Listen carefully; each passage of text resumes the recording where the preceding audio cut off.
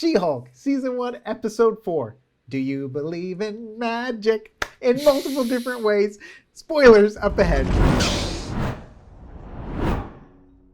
Welcome back to AsArt. My name is Nick. I got Kyle here with me. Pekka's with the 0 on Instagram. Go follow him. He's an amazing, talented artist. And we've been covering She-Hulk since Episode 1. I know it's only been 4 since episodes. The very beginning.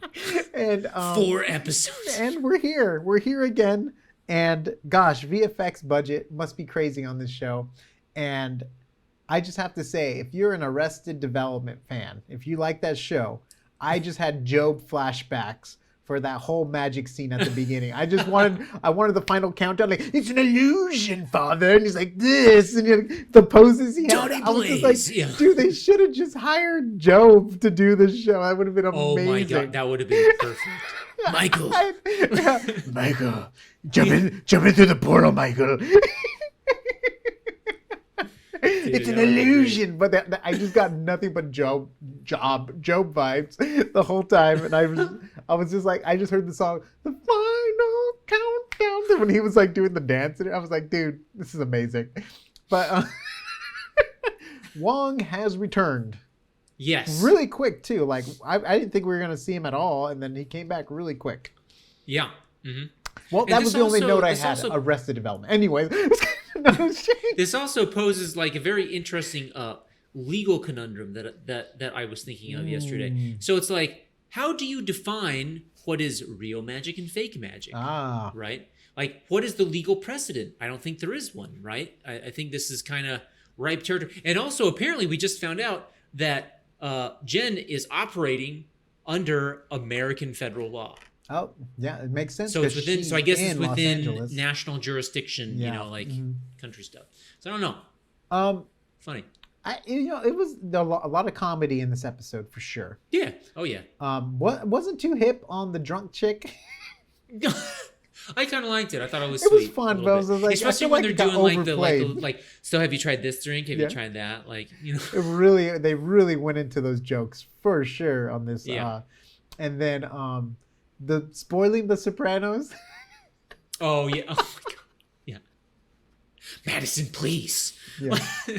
Yeah. And then we got to see She-Hulk out. Yes, we did. Wait. We did? Yeah, because she was throwing those little things back, right? She was fighting with Wong. Oh yeah, that's right. Yeah, we did. We got the. It's like the last part of I'm sorry. The other scenes were distracting me.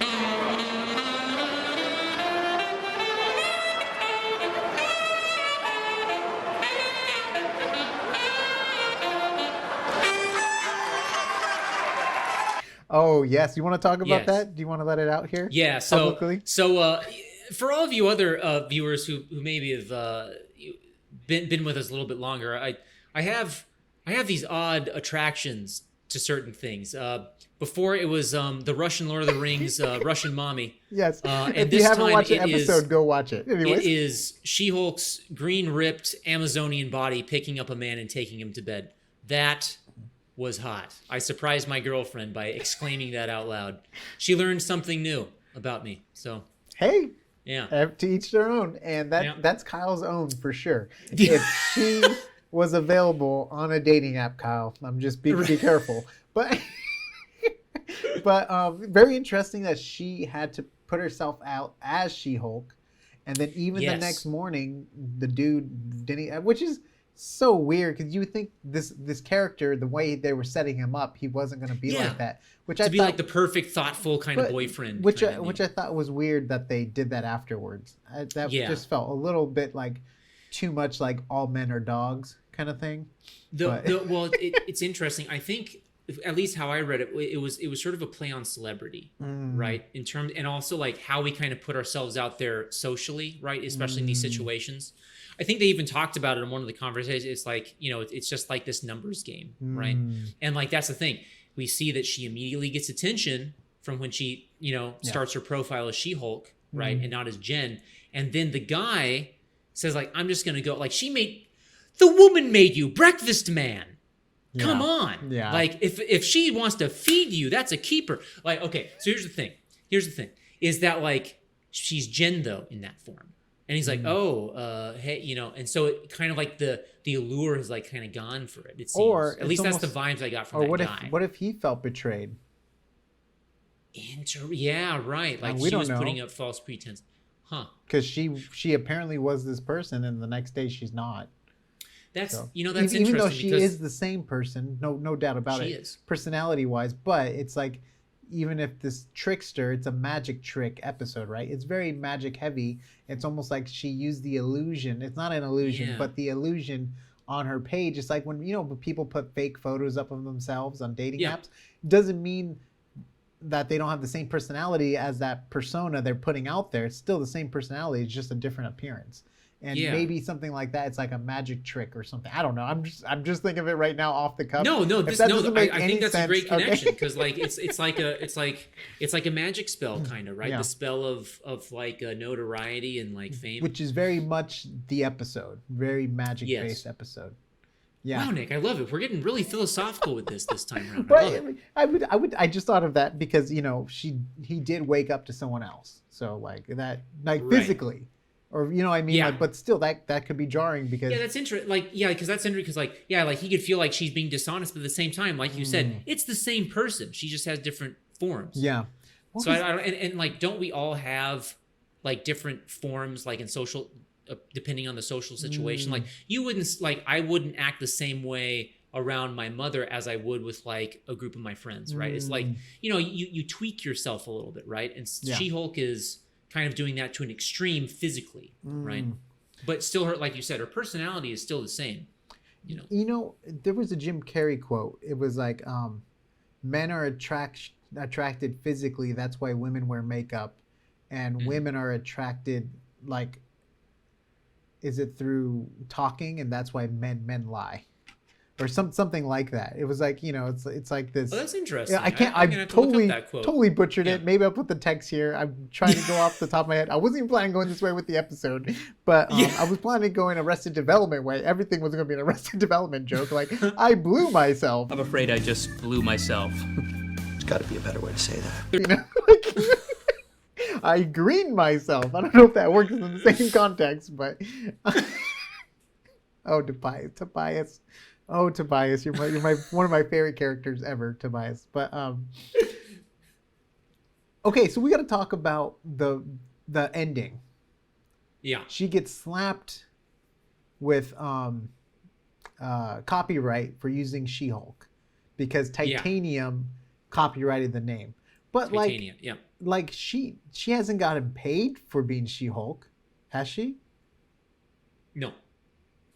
And like technically, the firm. She's gotten paid being a lawyer while as She-Hulk, but not for expressly being. I'm guessing the check still goes to her name though. Yeah, because see, that's the thing. She's using it. She's using the name She-Hulk in a public manner. Good thing. So she's backed Titanium by a firm. might be a little heavy-handed in this, enforcement of copyright, but still. And also, I also thought it was weird that Wong went through the judicial system to solve this. I'm surprised he just didn't, with all of his powers, just take the ring back. Yeah, and also like do the whole, he threatened. He's like, hey, we can just put him in the mirror dimension. But like, he took Abomination out of jail one day. He could have transported him to his thing, took the ring off, because like Doctor Strange loses that ring so quickly. I think Spider-Man takes it away with a little quick whip. I think Wanda takes it away. Like, people take away these rings so easily. Though, if we take a look at the credits, we do see that Wong has put Donnie Blaze into the mirror dimension. Yeah. So it subverts the whole effort of like putting him to trial anyway. Like, so, like that's the thing. Like, does Wong like? Is it because now there's like a superheroine that's also like a lawyer? There's precedent now for like to do this? Like mitigating this through the legal system. I guess, I don't know, or it's just like forced content. Maybe, Also, another thing. Now, Nick, I'm the one with the gripe here. Trust me. So Kyle's much more positive. I am. I'm really holding back on a lot of stuff. I want to be positive. Lately with this show, with Rings of Power and stuff, so I'm doing my best to be positive. Comment down below if you think I've been a little bit more upbeat lately. I did eat a cookie before filming this, so I'm like good. Oh, nice. I'm golden. Oh, right. So there is one gripe I have. that me and my girlfriend were commiserating. Oh, on, both is of that you. they're too short. It's like 23 minutes. The budget, Like, man. I feel like we're not getting enough character development. Yeah, Like, just when the party's starting to get going, the episode's over. Like, we get to see the credits, and it's like, man. It has to do with budget, right? But I believe there's a lot more episodes than normal. Oh. So I think normally there's only like 6 episodes for a Marvel show. I think there might be like 12. I think they doubled up the episodes, but they're shorter.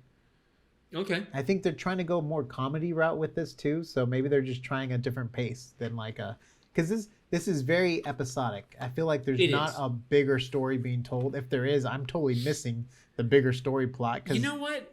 Maybe that's it, Nick. Maybe it's just a perspective tweak on my part. Maybe I just need to it's episodic. It's not supposed to be this grand narrative. But it's like I said in the last episode. It's a fun show. It doesn't feel like Marvel to me. Huh. Still, Okay. and it's fine. It doesn't have to be Marvel. You know what I mean? Like I see Marvel as a certain thing, and this is obviously something completely different from what I know as Marvel, which is totally fine. I'm not. That's where I'm stopping. Kyle did enough negative talk in this episode.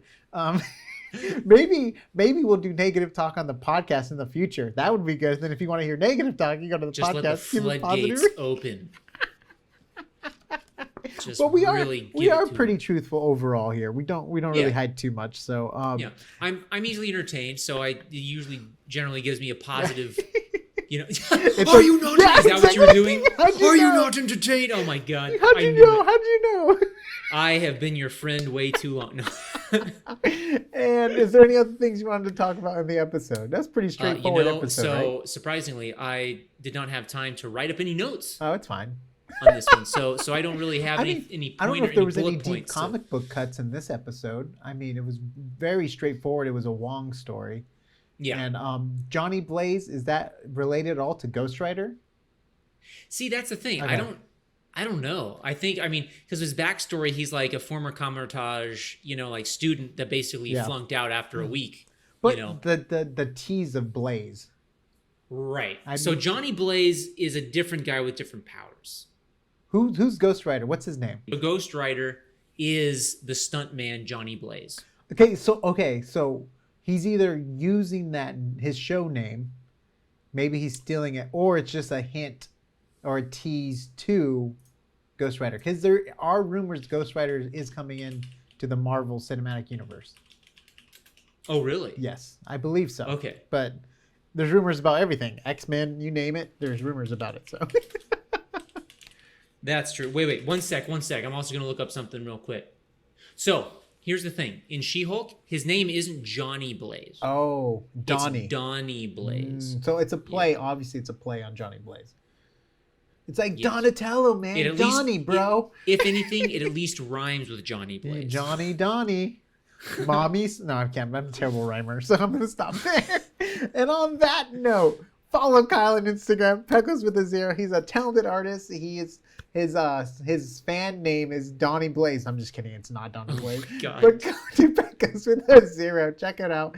Amazing artwork and stuff. Go to AsArt.space for all your audio and video links. And we got cool stuff there. Let us know if you're enjoying She-Hulk.